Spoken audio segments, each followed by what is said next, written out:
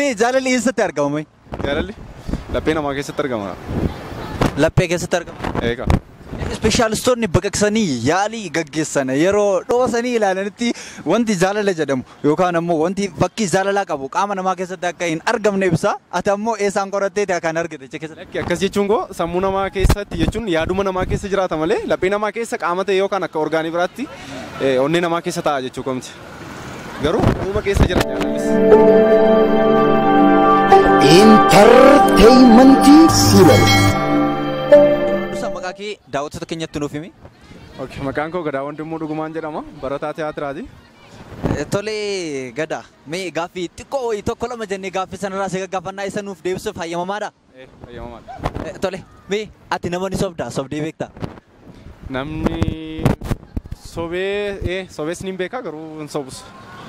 Hin sobdu moo sobdee ni beekta? Sobeen beeku. Sobdeen beektu? Gaarraatti? Sobeen beeku. Hin sobne jechuudha bukeetiif yoo na sobdee beekte. Hin sobne. Tolee, mee afaan meeqa beekta mee? Ani afaan lamaan beeka. Afaan lamaan? Afaan Oromoo fi afaan Amaaraa. Tolee, amma kan si gaafachaa jiru afaanota addunyaa irratti dubbataman osoo hin taane afaanota ati beektudha. Namni addunyaa kanarra jiru afaan meeqa qaba jettee yaadda? Kanan beeku. Namni addunyaa kanarra jiru yookaan ammoo ani akka mataa kootti afaan meeqan qabaa jettee ofitti himtee ofitti amantee afaan meeqa qabda amma? Ani afaan lamaan qaba. Afaan lamaan? Afaan tokkoon qaba. Garuu afaanota dubbataman immoo afaan lamaan qaba. Kanneen si gaafachaa jiru afaanota dubbataman osoo hin taane afaan ati qabdu? Lakki afaan tokkoon qaba. Afaan tokkoon qaba? Afaan tokkoon qaba. Tolee, mee jaalalli eessatti argama mee? Jaalalli laphee namaa keessatti argama. Laphee keessatti argama? Eega. Ispeeshaalistoonni baqaqsanii yaalii gaggeessan yeroo dhoosanii ilaalanitti wanti jaalala jedhamu yookaan ammoo wanti fakkii jaalalaa qabu qaama namaa keessatti akka hin argamne ibsa. Ati ammoo eessaan qoratteeti kan argite keessatti? Akkas jechuun koo sammuu namaa keessatti jechuun yaaduma namaa keessa jiraata malee laphee namaa keessa qaama ta'e yookaan akka orgaanii biraatti onnee namaa keessa ta'a jechuu komti. Garuu uuma keessa jira jaalallis.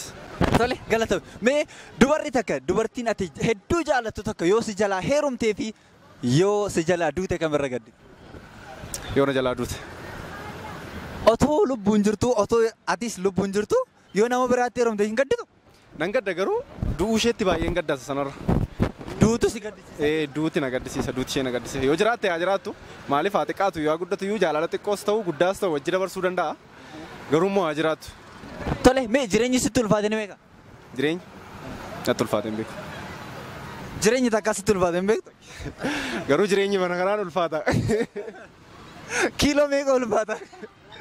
Kiiloo isaallee ol baadheen fuune hin ulfaata yeroo jedhan jechuun akkatti jiraattu jireenyi yeroo qaala'u wantatti bittee yookiin wantatti itti fayyadamtu yeroo hundumaa yeroo xiqqaatu yeroo qaala'u sana qaala'ee jenna malee hin ulfaatu jireenyi. Silaas namni baatee argin jiru waan ta'eef. Addunyaatu nama baata moo namaatu addunyaa baata? Addunyaatu nama baata namnis addunyaa baata. Amma gaaffiin deebii tokko qaba. Yookaan namaatu baata yookaan addunyaatu baataadha. Lakki maaliif amma yoo kanatu baata yoo jenne addunyaan kun nama malee hin jiraatu. Namni kun immoo addunyaan kun otoo hin jiru ta'e hin jiraatu. Kanaafiyyuu lamaan isaanii ol baatanii jiru hin jedhan. Irra caalatti ammoo irra caalatti eenyu baatee jiru eenyu baatee jiraachaa? Namatu baatee jiraachaa. Namaatu addunyaa baatee jiraachaa. Sirri deebisaa guutuu argatteetta. Hedduu galatoomii ulfaadhu siin jennaa gaaffii deebii kana waliin taasisuu keetiif maqaa daawwattoota keenyaatti si galateeffanna ulfaadhu. Dhalamee addunyaatu nama baata moo namaatu addunyaa baatame? Namaatu addunyaa baata. Namaatu addunyaa baata? Iyya. Kamitti? Yoonni fi namni addunyaa kanarra jiraachuu baate addunyaan tun akkami jiraatti seenu addunyaan jiraachuu ni dandeessa qofaaf. Kanaafuu? Namaatu addunyaa baatu danda'a. Namaatu addunyaa baataa? Tole gaarii dagaamee jireenyi sitti ulfaatee beektaa? Jireenyi natti ulfaatee ni beekee xiqqoo. Kiiloo meeqa?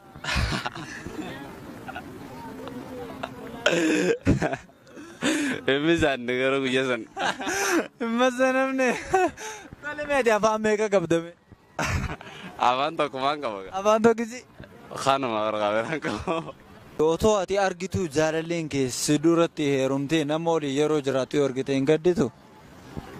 Sanirreedha maaliin godhuu danda'areen? Hireessitiimi. Kanaafuu?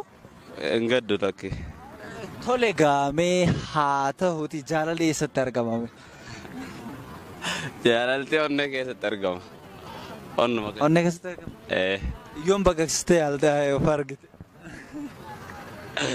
Garuu ni beektaa yeroo jaalaltuuf yeroo si qabu onnee wanti dibsiitti beecha keessatti argama jaanna fakkaata garuu. Waan dib jettu. Onnee keessatti argama jaamaa jechuudha. Tole mee daandiirra fincaantee beektaa? Gizeen muddee waliin fincaaree. Dubartiin si dhuftee ni beektii si fincaanaa jiru. Darakkee muddee nagarra tana.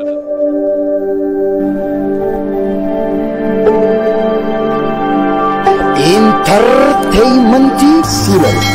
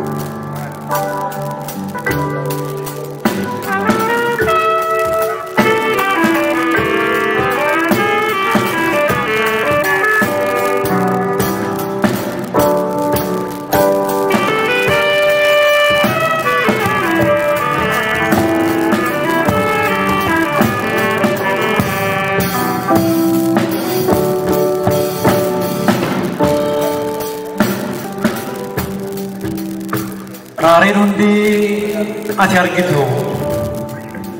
Raareen hundi ati argitu. Lagni hundi biyyoo baatu. Abbayyatti gadi kaata. Biyyoo miti lubbuu baata. Mormor jechuun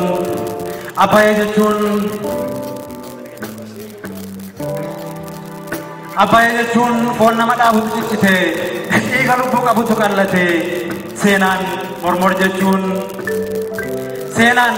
jechuun abbayya jechuun dafqa abbaa kootii dhiiga ijoollee kootii kana lagaan nyaatu foon qaama kootiiti kan diinni unatu.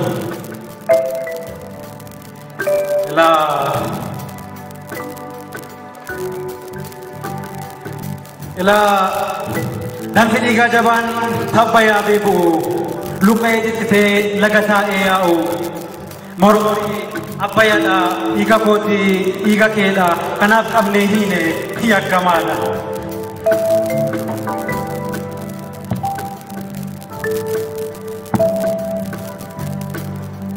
Waan biyyi moote guddicha Afrikaa lo'aa sanjawwicha kara deemaa kiyya garraamii tokkicha sadachee qoree humna qabuun lo'ee karaa dachee hodhee biyyoo garagalchee warqii fi diyaamandii albuuda gurraachaa fi garii bifa garii kan jaarrotaaf guure karaa deemticha koo aduun itti dhiyeessa karaa bulee biyya isaa wallaalee isa ollaaf duule.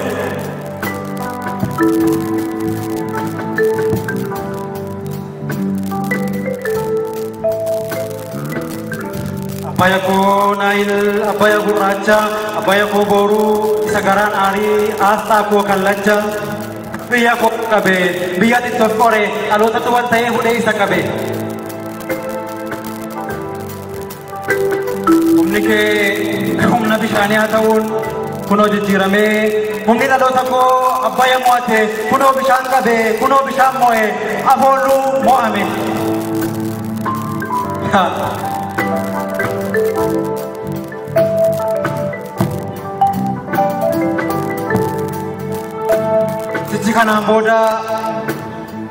Sichi kanaan booda Awaash waliin obboloomta.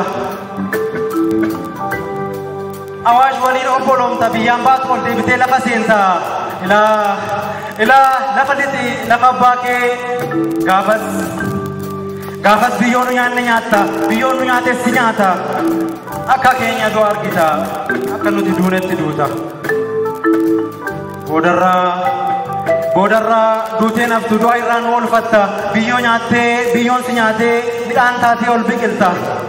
Sichi beelaaf dhibboo taana, dhibboo beelaaf hiikna. Waa'ee mormor kanaan waan godhamu goona.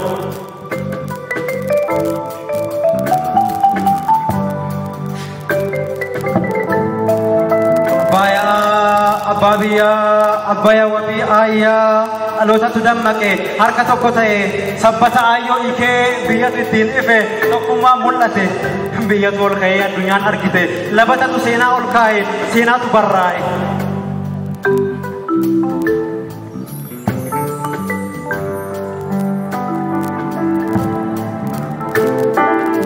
Situ kan saatiin isatu keetiin.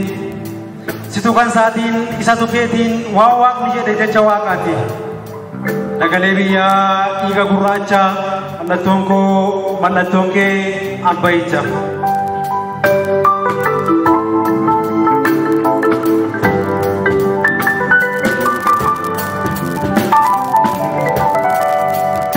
Galatooma koraa bulaa deebana.